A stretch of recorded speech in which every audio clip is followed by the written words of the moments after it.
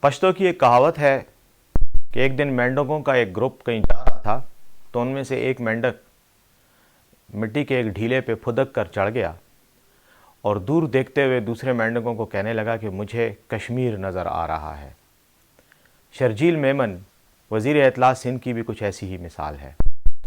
وہ جب نشے کی حالت میں ہوتے ہیں تو انہیں سندھ بھول جاتا ہے کہ وہاں کے وہ وزیر ہیں اور انہیں خیبر پختونخوا نظر آنے لگ جاتا ہے، اور پھر وہ خیبر پختونخوا کے بارے میں نشے کی حالت میں بونگیاں مارنے لگ جاتے ہیں۔ آج بھی انہوں نے ایک بونگی ماری اور خیبر پختونخوا میں لا اینڈ آرڈر کی سچویشن کو برا قرار دیا، مخدوش قرار دیا۔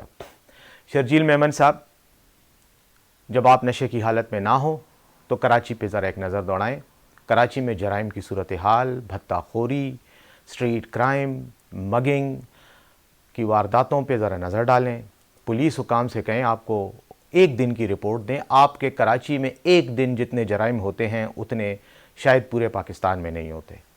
دوسری بات، کراچی پاکستان کی شہرک تھا اور ایک ایسا شہر جہاں سے پاکستان کی معیشت مینیج ہوتی تھی، جہاں پاکستان کو سب سے زیادہ آمدن ہوتی تھی۔ اس کا کیا حال ہے؟ شاید صومالیہ کا دارالحکومت موغادیشو اس سے بہتر حالت میں آج ہوگا۔ اور یہ کیوں؟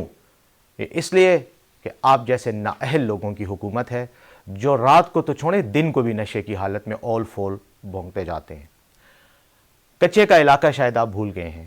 سندھ کا ایک علاقہ ہے جسے کچے کا علاقہ کہا جاتا ہے، اور گزشتہ دنوں وہاں پر ڈاکوؤں نے حملہ کر کے پولیس کے ایس ایچ او سمیت کئی اہلکاروں کو شہید کر دیا۔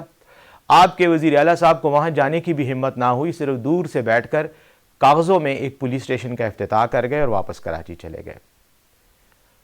جہاں تک خیبر پختونخوا کا تعلق ہے، ڈیرہ اسماعیل خان سے لے کر چترال تک ہمارے وزراء، ہمارے اہلکار پورے صوبے میں گھومتے پھرتے ہیں، وہاں تو ہمیں کوئی پرابلم نہیں ہے۔